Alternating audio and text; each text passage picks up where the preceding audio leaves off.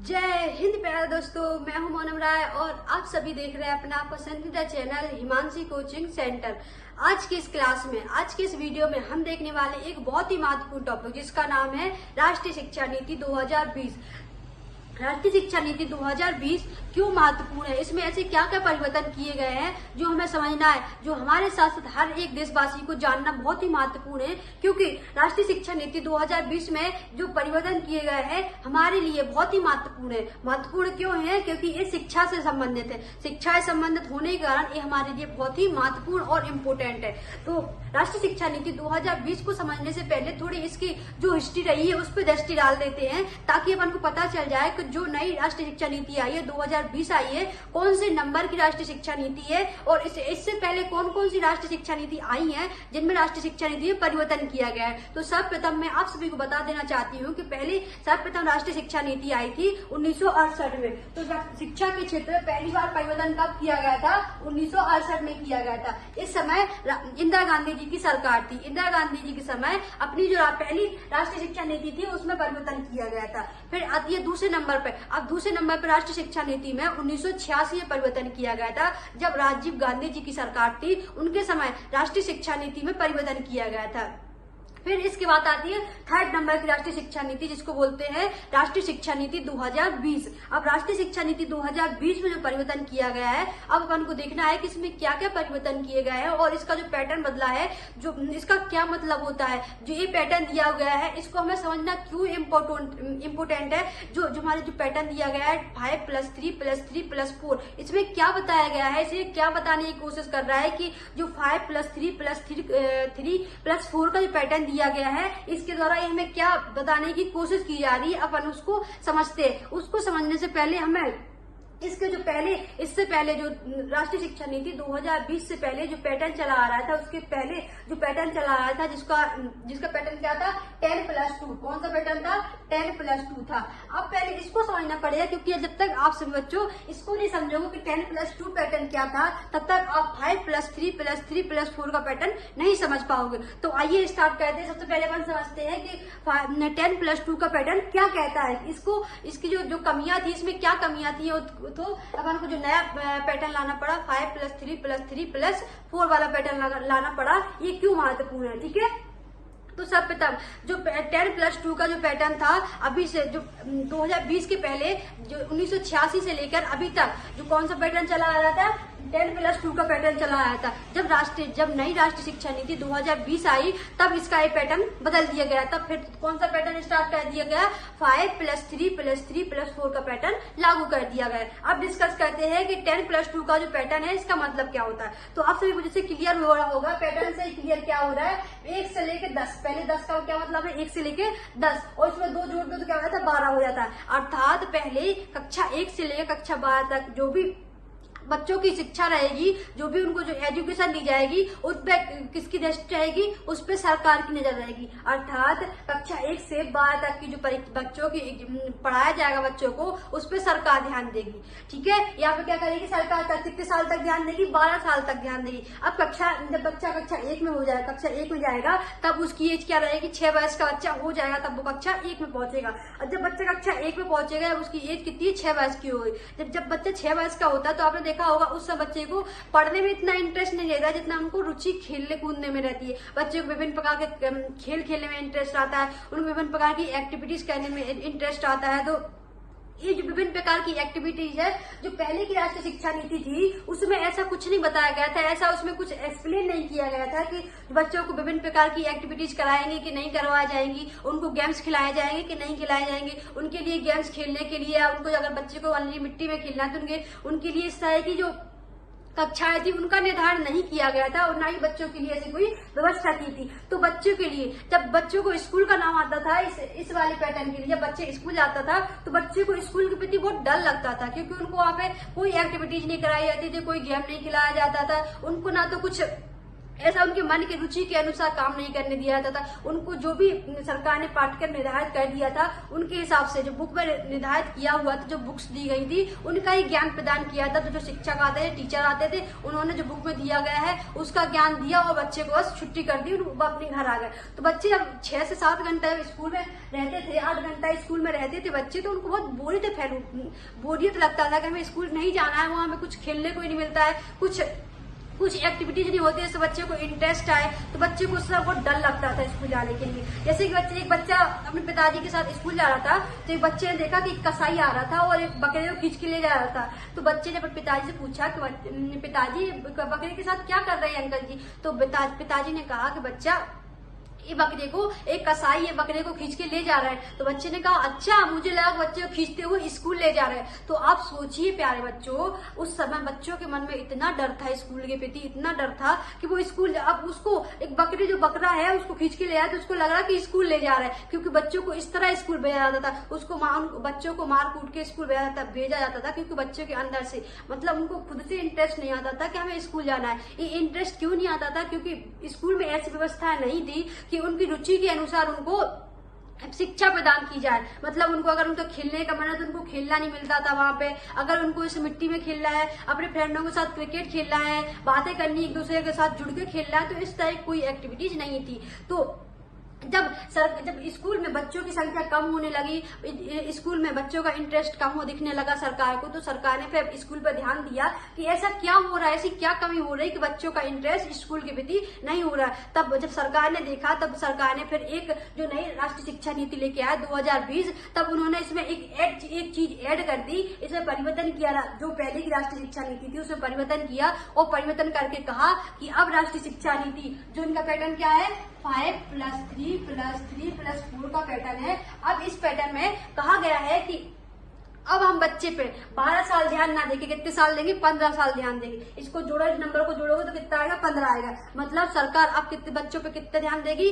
12 साल ध्यान ना देके 15 साल ध्यान देगी। आपने इस वाले पैटर्न में क्या देखा था? आपने देखा था कि सरकार बच्चे को कक्षा 1 से लेके 12 तक उस पर ध्यान देगी, उसके बाद फिर उसको यूनिवर्सिटी के हवाले कर देगी। ऐसे कि आप सभी ने सुना होगा, आपने सुना होगा कि बच्चे ने 10th पास की यूपी बोर्ड से, 12th पास की बिहार बोर्ड से, ऐसा तो सुना होगा। लेकिन आप सभी ने ऐसा नहीं सुना होगा कोई बच्चे ने एमपी बोर्ड से ग्रेजुएशन किया हुआ है या यूपी बोर्ड से ग्रेजुएशन किया है, ऐसा नहीं सुना होगा। तो उन्होंने क्या कहा कि हम सिर्फ 12 साल तक एक बच्चे पे ध्यान देंगे, 12 साल के बाद हम यूनिवर्सिटी को दे देंगे, तो फिर आप कहीं से भी पोस्ट ग्रेजुएशन यूनिवर्सिटी से करोगे। तो इतना था यहाँ पे। तो फिर अब यहाँ पर जो नई शिक्षा नीति आई 2020 आई, अब इसमें कहा गया कि हम बच्चे पे कितने साल ध्यान देंगे, 15 साल ध्यान देंगे। अब 15 साल कैसे उन्होंने डिवाइड किए? अब आज सभी बच्चों के मन में एक डाउट आ रहा होगा, क्या मैडम अब जे ग्रेजुएशन 12 साल दोगी, कक्षा 12 तक तो हमने पढ़ लिया, क्या अब ये 3 साल और ग्रेजुएशन पे हमारे ऊपर ध्यान देगी क्या? हम ग्रेजुएशन करेंगे तो हमारे ऊपर सरकार ध्यान देगी क्या? तो ऐसा नहीं है प्यारे बच्चों। अब सरकार ने कहा, जो नई राष्ट्रीय शिक्षा नीति आई 2020 में, उन्होंने स्पष्ट कर दिया इसमें कि हम बच्चे पे 15 साल ध्यान तो लेकिन अब बच्चे पे शुरुआती टाइम से, जब बच्चा 3 साल का हो जाएगा, 3 साल के बाद ही हम बच्चे पे अब ध्यान देना स्टार्ट कर देंगे। अब ये ध्यान किस तरह से देंगे? अब सरकार ने कहा कि जैसे बच्चा 3 साल का हो जाएगा, मतलब 3 साल का बच्चा हो गया, अब उसका एडमिशन स्कूल में कराया जाएगा। अब बच्चा जब 3 साल का हो जाएगा, अब सोचिए 3 साल का बच्चा क्या करेगा, उसको क्या करना पसंद रहेगा? तो उसको खेलना कूदना पसंद आएगा, उसको मिट्टी में खेलना पसंद करेगा, वो अपने दोस्तों का जो उन्होंने इसमें परिवर्तन किया, उन्होंने कहा कि अब बच्चा 3 साल का हो जाएगा, अब वो स्कूल आएगा, लेकिन अब स्कूल में इस तरह की एक्टिविटीज कराई जाएंगी जिस तरह बच्चा अपने घर पे खेलता कूदता है, जो उसके मन में आता है वो करता है। अब बच्चा स्कूल आएगा और वो जिस तरह की क्रिया घर पे करता है, उसी तरह की विभिन्न प्रकार की क्रिया अब वो स्कूल में आके करेगा। और सरकार ने कहा कि अब जो शिक्षक भी होते हैं, अब उनको भी इसी तरह की ट्रेनिंग प्रदान की जाएगी कि वो बच्चों के साथ उनको विभिन्न प्रकार के गेम खिलाए, जैसे वो घर में एक्टिविटीज करते हैं उस तरह की एक्टिविटीज कराए, इस तरह के विभिन्न प्रकार के वो खेल सकता है। अब खेल सकता है, ठीक है। इतना क्लियर हुआ? तो आप सभी को समझ में आया कि जो पैटर्न इसके क्या कितने साल तक ध्यान देगी? अब सरकार 15 साल तक ध्यान देगी। अब अपन देखते हैं कि जो अब समझते हैं इस वाले पैटर्न को देख लिया अपन ने, जो 10+2 का पैटर्न क्या है। अब समझते हैं 5+3+3+4 का पैटर्न क्या है, क्योंकि यही पैटर्न बहुत सारे व्यक्तियों के समझ में नहीं आ रहा है, क्योंकि ये क्या है, उनको लगता है कि ये नंबर है, इनको क्या इसका मतलब होता है कि क्या होता है, ईयर होते हैं, वर्ष होते हैं, लेकिन ऐसा नहीं है। अब अपन इसको बहुत डीपली डिस्कस करते हैं कि जो 5 + 3 + 3 + 4 का जो मतलब है, इसका मतलब क्या निकलता है, और ये पैटर्न अगर इस तरह का दिया हुआ है तो क्या पैटर्न है इसका। तो चलिए स्टार्ट करते हैं। अब जिस कौन सा पैटर्न, 5 + 3 + 4 का पैटर्न समझते हैं। तो पहले कौन सा नंबर आता है, कौन सा नंबर आता है, जल्दी बताओ कौन सा नंबर आता है। पहले आता है कौन सा, 5 नंबर।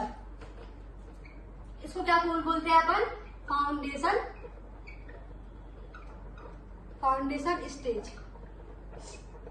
इस स्टेज में बच्चा 3 साल का हो जाएगा तब वो इस स्टेज में प्रवेश करेगा, मतलब बच्चे का एडमिशन कहाँ करा दिया जाएगा, स्कूल में करा दिया जाएगा। अब यहाँ से बच्चा जब 3 साल का हो जाएगा, अब वो यहाँ पर बच्चा जाएगा स्कूल में जाएगा। अब 3 साल तक क्या करेगा, सिर्फ खेल खेलेगा। क्या करेगा, यहाँ पे सब खेल खेलेगा, उसको खेलना, उसको जो मन करेगा, उसको विभिन्न प्रकार की एक्टिविटीज करना है, उसको कंचा खेलना है, मिट्टी में खेलना है, दोस्तों के साथ खेलना है, फिसल पट्टी पे खेलना है, मतलब जो भी काम करना है, मतलब जो भी खेलना है वो यहाँ पे खेल सकता है, उसको कोई भी रोक टोक नहीं रहेगी। और इसमें इस वाले स्टेज में कोई एग्जाम नहीं होगा, मतलब बच्चे का कोई भी एग्जाम नहीं लिया जाएगा यहाँ पे। और टीचर को भी इस तरह का ट्रेनिंग प्रदान की जाएगी कि जो भी उसको खेलना है, बच्चे को जिस चीज में उसकी रुचि आ रही है, उसको गाना गाना है, उसको डांस करना है, उसको घूमना है, उसको जो करना है यहाँ पे उसको कराया जाएगा। ऐसा इसलिए कराया जाएगा ताकि बच्चे का जो उसको बच्चे को डर लगता था स्कूल जाने से कि हमें स्कूल नहीं जाना, हमें वहाँ पे कुछ नहीं मिलता है, हमको खेलने नहीं दिया था, जो बहुत सारे बच्चों के मन में डाउट रहते थे, उनको जो डर उत्पन्न हो गया था स्कूल के प्रति, अब इस वाली स्टेज में बच्चे का इस वाली स्टेज में उनका एडमिशन हो जाएगा, बच्चा स्कूल जाएगा तो अब उसका डर खत्म हो जाएगा, क्योंकि अब उसको अपनी उसकी रुचि के अनुसार हर एक चीज स्कूल में प्रदान की जाएगी। बच्चा अब यहाँ पे 3 साल का हो गया, 3 साल तक क्या करेगा, यहाँ पे अब खेलेगा। जैसे आपको और बच्चा अब इस स्टेज में क्या कर लेगा, 3 साल तक उसने खेला, अब क्या बची, 2 साल बची यहाँ पे, तो कक्षा 1 और कक्षा 2, यहाँ पे 1 और 2 यहाँ पे वो कंप्लीट कर लेगा। मतलब बच्चा 5 साल में क्या कर लेगा, 3 साल तक तो खेलेगा, और जब वो खेलेगा, एक्टिविटीज करेगा अपनी रुचि के अनुसार, तो उसका स्कूल के प्रति लगाव बढ़ेगा, वो स्कूल जाने के लिए खुद से इंटरेस्ट होगा, उसको किसी की जरूरत नहीं पड़ेगी कि हमें कोई स्कूल खींच के ले जाए, कोई धक्का लेके पकड़ के खींच के ले जाए स्कूल भेजे, वो खुद से जाने के लिए उत्सुक रहेगा, क्योंकि उसको यहाँ पे क्या होगा, उसको विभिन्न प्रकार की यहाँ पे एक्टिविटीज कराएंगे। इसके साथ ही बच्चा यहाँ पे कक्षा 1 भी पास कर लेगा, कक्षा 2 भी पास कर लेगा, और बच्चे को पता ही नहीं चलेगा कब उसने कक्षा 1 पास कर ली, कक्षा 2 पास कर ली, क्योंकि यहाँ पे कोई एग्जाम नहीं होगा, उसको जो मन करेगा वो करेगा। अब आती है कौन सी स्टेज, अब आती है दूसरी वाली स्टेज। दूसरी वाली स्टेज का नाम क्या है, प्री पैटी स्टेज।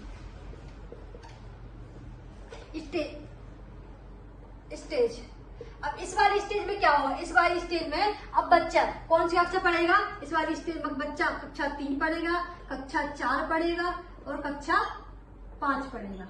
ठीक है, कौन कौन सी कक्षा पढ़ेगा इस स्टेज में, कक्षा 3 पढ़ेगा, कक्षा 4 पढ़ेगा, कक्षा 5 पढ़ेगा। अब इस स्टेज में कहा गया है कि बच्चे का एग्जाम इसमें नहीं होगा, इसमें होगा, एग्जाम होगा यहाँ पे। अब बच्चे का यहाँ से इस वाली कक्षा से, इस वाली स्टेज से एग्जाम होना स्टार्ट हो जाएगा। अब बच्चे को ऐसा ज्ञान प्रदान किया जाएगा कि अब बच्चे को कहानियों के द्वारा ज्ञान प्रदान किया जाएगा, कहानियों के द्वारा जो उनका पाठ्यक्रम निर्धारित किया गया है, जो पाठ्यक्रम दिया हुआ है, अब उनको उसका ज्ञान दिया जाएगा। टीचर अब इस तरह से बच्चों को ज्ञान प्रदान करेंगे कि उनको एक्टिविटीज के द्वारा, उनको खेल के द्वारा, अब जैसे कहानी सुनाकर, नाटक सुनाकर, नाटक को बताकर, या फिर कुछ अन्य क्रियाओं के द्वारा उनको अपने पाठ्यक्रम से जोड़ा जाएगा। और ये सब जो उनको जो ज्ञान दिया जाएगा, किस भाषा में दिया जाएगा, जो बच्चा जहाँ का है, जैसे कोई बच्चा मान लीजिए महाराष्ट्र का है तो उसको मराठी में ज्ञान दिया जाएगा, अगर कोई बच्चा पंजाबी है तो उसको पंजाब का है तो पंजाबी में उसको ज्ञान दिया जाएगा। मतलब जो बच्चा जिस क्षेत्र का है उसमें उसकी भाषा में वहां पर उसको ज्ञान दिया जाएगा, क्योंकि बच्चा इस एज में अपनी लोकल भाषा में इतना सीखना ज्यादा पसंद करता है, उतनी अन्य भाषा में सीखना पसंद नहीं करता है। ताकि तो गवर्नमेंट ने एक्सप्लेन कर दिया है, बता दिया है कि बच्चे को उसकी लोकल भाषा में ही यहाँ पे क्या करना है, उसको शिक्षा प्रदान करनी है। क्लियर हुआ यहाँ तक? आपको यहाँ तक कोई डाउट है?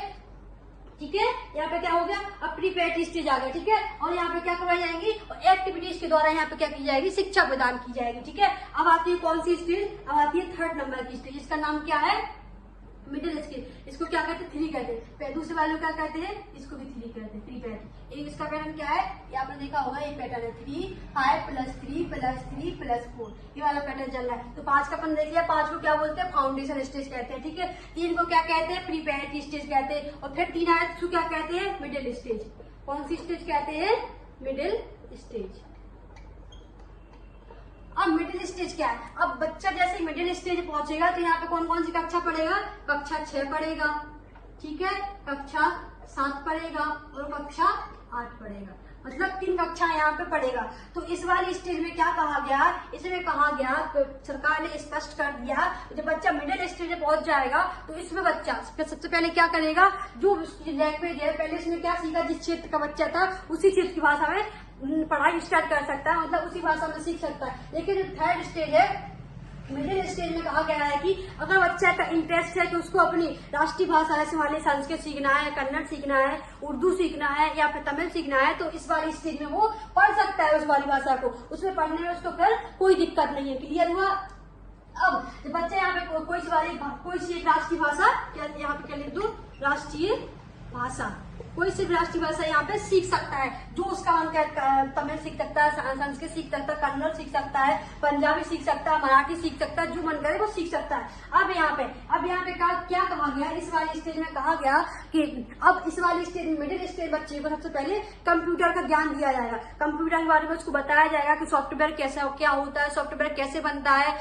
और भाषा क्या होती है, कोडिंग क्या होती है, डिकोडिंग क्या होती है। तो बच्चे को इस वाली स्टेज में, मिडिल स्टेज में क्या दिया जाएगा? कंप्यूटर का ज्ञान दिया जाएगा। और इसमें अब दूसरी बात ये कही गई है कि इस वाली स्टेज में, मिडिल स्टेज में बच्चे को कौन सी एक्टिविटीज, वोकेशनल एक्टिविटीज होती है। अर्थात अगर बच्चे को, मान लीजिए किसी लड़की को सिलाई मशीन सीखने में बहुत इंटरेस्ट है, सिलाई मशीन सीखना चाहती है, तो वो लड़की सीख सकती है। मान लीजिए किसी लड़के को इलेक्ट्रिसिटी के बारे में सीखना है तो इलेक्ट्रिसिटी के बारे में कोर्स कर सकता है। अगर किसी बच्चे को बढ़ाई का काम सीखना है तो वो बढ़ाई का काम सीख सकता है। किसी लड़की को मछली पालन के बारे में सीखना है तो मछली पालन के बारे में सीख सकता है। मतलब इस वाली स्टेज में कहा गया है कि बच्चे का जो अगर कुछ प्रायोगिक एक्टिविटीज होती हैं पढ़ाई के साथ साथ, अगर वो ये एक्टिविटीज भी सीखना चाहते हैं बच्चे तो वो सीख सकते हैं। अगर वो एक्टिविटीज सीखते हैं तो उनका ऐसा नहीं है कि उनको इसमें कोई मार्क्स नहीं दिए जाएंगे, इसमें भी उनको मार्क्स दिए जाएंगे। जैसे मान लीजिए किसी लड़के को मछली पालन के बारे में सीखना है तो वो सीख सकता है। जब वो मछली पालन के बारे में सीखेगा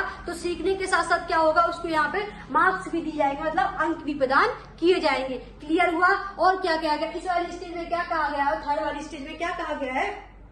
क्या जो उसके जैसे सब्जेक्ट होते हैं, जैसे मैथ्स है, हिंदी है, आर्ट्स है, वो तो उसको पढ़ना ही है, लेकिन उसके साथ साथ वो विभिन्न प्रकार की एक्टिविटीज के द्वारा जो अन्य जो प्रायोगिक कक्षाएं होती है वो भी यहाँ पे सीख सकता है। आई होप आपको ये थर्ड वाली मिडिल स्टेज भी अच्छे से क्लियर हो गई होगी। आप देखते हैं फोर्थ नंबर की स्टेज। अब फोर्थ नंबर की स्टेज क्या होती है? फोर्थ नंबर कौन सी होती है? फोर्थ इसको क्या कौन सी स्टेज कहते हैं? Secondary stage.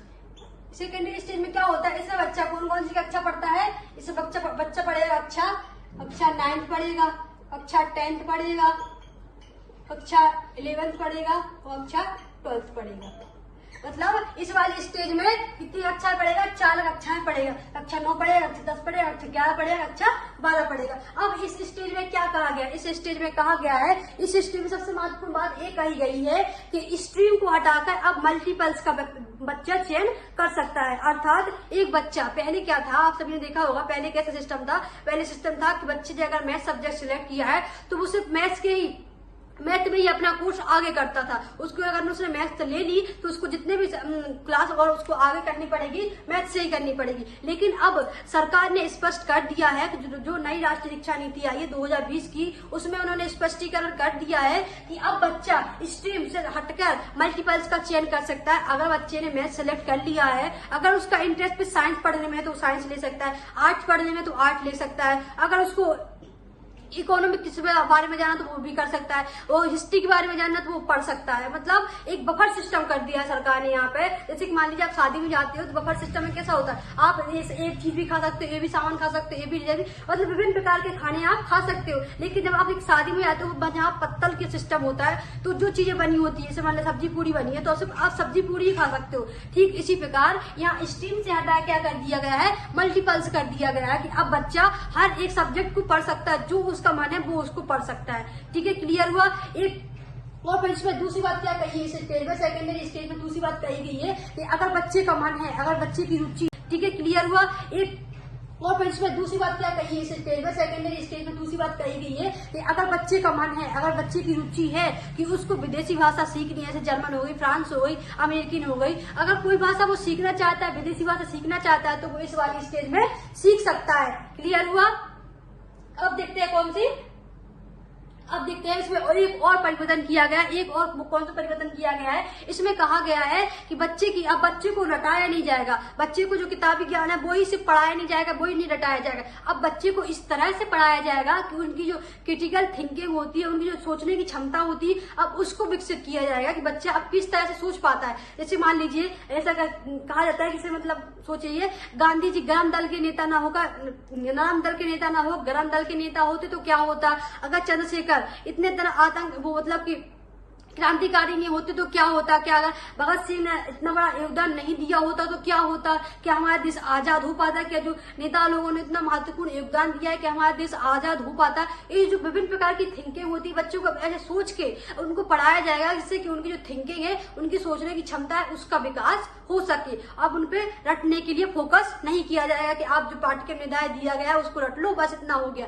इस पर ध्यान न दिया जाएगा। अब दिया जाएगा उनकी सोचने की क्षमता का विकास किया जाएगा। इतना क्लियर हुआ? आई होप आपसे बच्चों को ये चारों स्टेज बहुत अच्छे से क्लियर हो गए होंगे कि पहली स्टेज क्या कहते हैं, पहली स्टेज कहते हैं 5 स्टेज क्या कहते हैं, इसको कहते हैं फाउंडेशन स्टेज। फाउंडेशन स्टेज बच्चा स्कूल जाएगा, खेलेगा, कूदेगा, विभिन्न प्रकार की एक्टिविटीज करेगा। जब थर्ड वाला नंबर क्या कहते हैं, इसको क्या कहते हैं, इसको कहते हैं प्रीपेरेटरी स्टेज। बच्चा प्रीपेरेटरी स्टेज में जाएगा तो इस वाली स्टेज में बच्चे का एग्जाम होना स्टार्ट हो जाएगा। मतलब अब उसको जो पाठ्यक्रम निर्धारित किया गया उस वाले ज्ञान से बच्चे को विभिन्न एक्टिविटीज के द्वारा उसको जोड़ना स्टार्ट कर दिया जाएगा। फिर आता है फिर तीसरा नंबर, फिर उसको क्या बोलते हैं, मिडिल स्टेज। अब आती है कौन सी स्टेज, मिडिल स्टेज। अब इसमें बच्चे को क्या किया जाएगा, बच्चे को अब ज्ञान किसके द्वारा दिया जाएगा। अब उसको अगर बच्चे को हिंदी के साथ से हिंदी सीखना है, मराठी सीखना है, उर्दू सीखना है, तो इस वाली स्टेज में बच्चा सीख सकता है। और इस वाली स्टेज में बच्चे को क्या किया जाएगा, इस वाली स्टेज में बच्चे को क्या दिया जाएगा, कंप्यूटर ज्ञान दिया जाएगा। प्रायोगिक कक्षाएं उसकी लगाई जाएंगी ताकि जिस बच्चे को इस चीज में इंटरेस्ट है, किसी को खाना बनाने में इंटरेस्ट है तो वो सीख सकता है, किसी को सिलाई मशीन सीखना है तो वो भी सीख सकता है, किसी को इलेक्ट्रिसिटी के बारे में सीखना है तो वो भी सीख सकता है। मतलब वो प्रयोग कक्षाएं भी उसको कर सकता है। वो अगर प्रयोग कक्षाएं उसको ज्वाइन करता है, सीखता है, तो उसको इसमें नंबर भी दिए जाएंगे। और सबसे लास्ट में कौन सी स्टेज आती है, सेकेंडरी स्टेज। सेकेंडरी स्टेज में क्या होगा, अगर बच्चे को विदेशी भाषा के बारे में जानने की इच्छा है तो विदेशी भाषा के बारे में जान सकता है। ठीक है, और यहाँ पे स्ट्रीम को हटाकर मल्टीपर्पज का चयन भी कर सकता है। बच्चे का जिस सब्जेक्ट को पढ़ने का मन करेगा वो सब्जेक्ट वो पढ़ सकता है। ऐसा नहीं है कि अगर उसने मैथ सब्जेक्ट सिलेक्ट कर लिया या साइंस सब्जेक्ट उसने ले लिया तो उसको सिर्फ साइंस ही पढ़नी पड़ेगी, ऐसा नहीं है। अब जो बच्चा जो भी सिलेक्ट करेगा, जो भी उसका मन करेगा, वो सब्जेक्ट वो पढ़ सकता है। आई होप आज सभी को चारों स्टेज बहुत अच्छे से क्लियर हो गई होगी। अब देखते हैं कि जो यानी आप सभी पता होगा कोई भी चीज आती है तो वो 100% सही नहीं होती, उसमें 1-2% कुछ ना कुछ कमियां रहती हैं। तो अब देखते हैं कि जो राष्ट्रीय शिक्षा नीति 2020 आई है तो इसमें क्या क्या विशेषता है, इसकी विशेषता क्या है, तो ये जो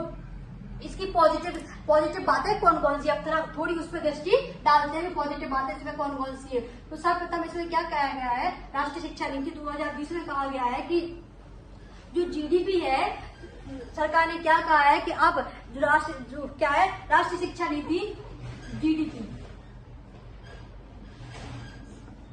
इसमें कहा गया है राष्ट्रीय शिक्षा नीति 2020 में कहा गया है कि अब शिक्षा के क्षेत्र में GDP का कितने % योगदान दिया जाएगा, 6% योगदान दिया जाएगा, जो कि बहुत ही महत्वपूर्ण है क्योंकि अभी तक शिक्षा के क्षेत्र में सिर्फ 3% ही GDP का योगदान दिया जाता था। मतलब 3% से भी कम इसका योगदान मिलता था। तो ये बहुत ही महत्वपूर्ण चीज हो गई कि इसमें अब 6% शिक्षा के क्षेत्र पर ध्यान दिया जाएगा। अब दूसरी चीज इसमें क्या किया गया है, इसमें अब क्या किया गया है, इसमें अब क्या किया है, अब इसमें वोकेशनल कोर्स को जोड़ दिया गया है। मतलब अब बच्चों को शिक्षा देने के साथ साथ उनको प्रायोगिक कक्षाएं भी प्रदान की जाएगी, मतलब प्रायोगिक ज्ञान भी प्रदान किया जाएगा, जिससे कि बच्चे का चहुमुखी विकास हो सके, चारों तरफ से उसका विकास हो सके। आई होप आप सभी बच्चों को इतना क्लियर हुआ होगा। ठीक है, और अब इसमें कहा गया है, इस शिक्षा नीति में कहा गया है, जो 2020 की राष्ट्रीय शिक्षा नीति, इसमें कहा गया है अब बच्चे का रिजल्ट उनके अंकों पर आधारित नहीं होगा कि किस बच्चे ने कितना अंक प्राप्त कर लिए, कौन बच्चा फर्स्ट डिवीजन है, कौन सा बच्चा थर्ड डिवीजन है, इस पे नहीं होगा। अब बच्चों का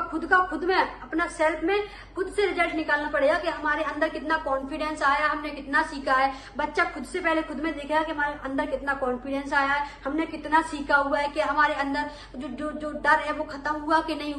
और बच्चे के साथ साथ अब शिक्षक भी उसको अंक प्रदान करेगा कि जो बच्चा कैसा है, पढ़ने में कैसा है, आज की जो साल भर की एक्टिविटीज रही है वो कैसी रही है। तो अब शिक्षक भी इसमें रिजल्ट देगा और साथ ही बच्चे का जो रिजल्ट रहेगा उसके सहपाठी भी डिसाइड करेंगे कि एक बच्चे का हमारे साथ कैसा बिहेवियर रहा है, इसने कैसी एक्टिविटीज की है पूरे साल। मतलब बच्चे का जो रिजल्ट होगा वो 3 लोगों पर निर्धारित करेगा। पहले तो वो स्वयं से अपना आकलन करेगा कि हमने एक साल में कितना सीखा है, हमारे अंदर कितना परिवर्तन है, क्या हमारे अंदर का डर खत्म हो गया है। दूसरा कौन सा होगा, दूसरा शिक्षक उसका मार्क्स निर्धारित करेंगे कि बच्चे ने पूरे साल में क्या क्या एक्टिविटीज की है, क्या उसने किसी के साथ कुछ गलत व्यवहार तो नहीं किया है या कुछ अलग गलत काम तो नहीं किया है, कुछ इस तरह से शिक्षक भी उसको अंक देगा। और ठीक इसी प्रकार जो बच्चे के सहपाठी रहेंगे वो भी उसको क्या करेंगे, उसको नंबर देने का काम करेंगे। जिससे कि ऐसा करने से सरकार का एक उद्देश्य था इसमें, जब बच्चा इस तरह से 3 लोगों से कनेक्ट होगा तो बच्चा जो तीनों लोग रहेंगे, मतलब जो सहपाठी रहेंगे, पहले तो उनके साथ मधुरता के साथ रहेगा,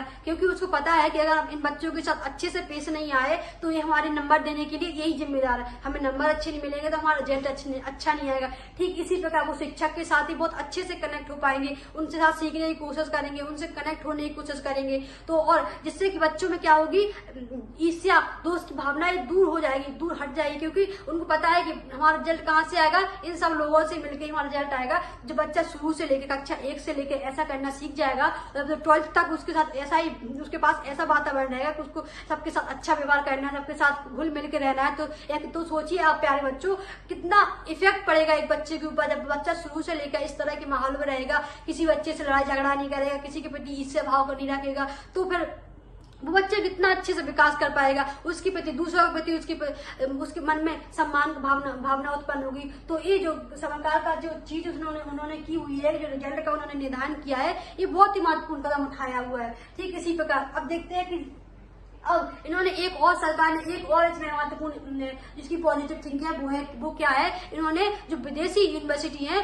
उनको भी अपने देश में आने के लिए मतलब कि कह दिया है कि वो भी अपने देश में आके यूनिवर्सिटी शिक्षा के क्षेत्र में योगदान कर सकती है, मतलब यहाँ आके पढ़ाई कर सकती है। जैसे कि मतलब मान लीजिए, लेकिन कौन कौन सी यूनिवर्सिटी आएंगे, इन्होंने ये भी स्पष्टीकरण कर दिया है कि 50 ऐसी टॉप यूनिवर्सिटी हमारे देश में आ सकती है, पढ़ाई कर सकती है, जो 50 जो बहुत ही इम्पोर्टेंट यूनिवर्सिटी है, मतलब 50 टॉप यूनिवर्सिटी है। ऐसा नहीं है कि पाकिस्तान की यूनिवर्सिटी को उठा के बुला लिया कि आ जाइए हमारे यहाँ से करिए, कैसे बम बनाते हैं, कैसे बम फोड़ते हैं, ऐसा नहीं। जो 50 जो बहुत ही इम्पोर्टेंट मतलब महत्वपूर्ण यूनिवर्सिटी है, उनको ही वही हमारे देश में आके यहाँ पढ़ाई के क्षेत्र में योगदान दे सकती है। जिससे कि क्या होगा, जिससे कि हमारे यहाँ की यूनिवर्सिटी है उनमें भी कंपटीशन आएगा, वो भी अपने शिक्षा के क्षेत्र में योगदान देने की ज्यादा कोशिश करेंगे कि हमें भी इन यूनिवर्सिटी की तरह कार्य करना है, जिससे कि हमारी जो शिक्षा व्यवस्था है उस पर बहुत ही अच्छा प्रभाव पड़ेगा। अब देखते हैं इसमें कमियां क्या हैं। इसमें थोड़ी बहुत 1-2% की जो कमी है वो कमी क्या क्या है। सबसे पहले तो इसमें क्या किया गया, इसमें इंग्लिश पे इतना फोकस नहीं किया गया है। आप सभी को सरकार ने कह दिया है कि बच्चे को इंग्लिश पढ़ने के लिए मजबूर नहीं किया जाएगा कि जो पहले क्या होता था, जो गवर्नमेंट जो प्राइवेट स्कूल होते थे वो कहते थे नहीं हम तो इंग्लिश में ही पढ़ाएंगे, हमारे यहाँ तो इंग्लिश में पढ़ाई होगी। लेकिन अब सरकार ने स्पष्ट कर दिया है, अगर आपको पढ़ाना है, प्राइवेट वाले स्कूलों को नोटिस कर दिया है, अगर आपको पढ़ाना है तो पढ़ाइए, नहीं पढ़ाना है तो नहीं पढ़ाइए। लेकिन अगर कोई बच्चा इंग्लिश में पढ़ना चाहता है तो ठीक है, लेकिन अगर आप उसको फोर्स नहीं करोगे कि आपको सिर्फ इंग्लिश में ही पढ़ना पड़ेगा, ऐसा इसमें कहीं भी नहीं किया गया है। तो ये अपने लिए कमी है, क्योंकि आप सभी को पता होगा इंग्लिश एक महत्वपूर्ण भाषा है जो हमारे सबके लिए बहुत ही महत्वपूर्ण है। क्योंकि आप सभी बच्चों को पता होगा कि हम चीन से सिर्फ एक ही चीज में आगे हैं, वो क्या है कि हम विदेशों में ज्यादा नौकरी ले पाते हैं चीन की अपेक्षा। चीन के यहाँ के लोग होते हैं उनको विदेशों में नौकरी नहीं मिलती है, क्योंकि उनके यहाँ पे ऐसा सिस्टम है, उनके यहाँ पे सिर्फ उनको क्या जो शिक्षा प्रदान की जाती है उनकी ही भाषाएं प्रदान की जाती है, इसके अलावा उनको और अन्य भाषाएं नहीं सिखाई जाती है। लेकिन हमारे यहाँ में कैसा किया जाता है, हमारे यहाँ में अन्य विभिन्न भाषाओं के साथ शिक्षा प्रदान की जाती है, जैसे इंग्लिश में। तो हमारे यहाँ का व्यक्ति है भले अच्छी से इंग्लिश नहीं बोल पाता है, लेकिन टूटी फूटी इंग्लिश बोल के वो विदेशों में जाके नौकरी ले लेता है। तो ये सबसे बड़ी थोड़ी कमी लगती है मुझे, तो इसमें चीज में कमी लगती है कि सरकार को जो इन्होंने इंग्लिश पर ध्यान नहीं दिया है कि इंग्लिश बच्चे को पढ़ना चाहिए कि नहीं पढ़ना चाहिए, बस यही कमी है। और तो 98% एक जो राष्ट्रीय शिक्षा नीति 2020 आई है बहुत ही अच्छी है और हमारे शिक्षा के क्षेत्र में बहुत ही प्रगति के लिए बहुत ही महत्वपूर्ण इसमें जो चेंजेस किए गए हैं, क्योंकि हर एक से बच्चा जो उसका मन होता है उसके हिसाब से अगर उसको पढ़ने को मिले तो वो 10 कदम आगे अपने जो सोचने की थिंकिंग होती है और जो उसको जो एक्टिविटी होती है उसको 10 कदम आगे हमेशा रहेगा। तो इसी के साथ अपनी इस क्लास को करते हैं समाप्त। अगर क्लास अच्छी लगी हो तो प्लीज लाइक कीजिए, शेयर कीजिए और कमेंट कीजिए कि आपको इस जो मैंने राष्ट्रीय शिक्षा नीति को डिस्कस किया है, थोड़ा समझाने की कोशिश की है, आपको इसमें कौन सी चीज अच्छी लगी है, कौन सी चीज आप इसमें नेगेटिव है, तो प्लीज बताइए, कमेंट्स कीजिए। कमेंट्स जरूर करना है। अगर अच्छी लगी हो तो प्लीज लाइक करना, शेयर करना और इसी तरह के मजेदार टॉपिक देखने के लिए अपने चैनल को सब्सक्राइब कीजिए, ताकि सबसे पहले नोटिफिकेशन जैसे क्लास में कुछ वीडियो अगर अपलोड होते तो आपके मोबाइल पर सबसे पहले नोटिफिकेशन आ जाए। इसी के साथ थैंक यू सो मच। जय हिंद, जय भारत।